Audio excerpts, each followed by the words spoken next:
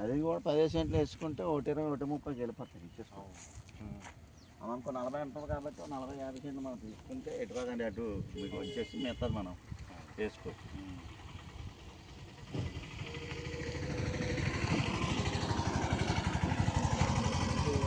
అందుకన్నా ఇంటే బెటర్. ఈ road main road ఇది 40 ఫీట్ జడ్పీ రోడ్.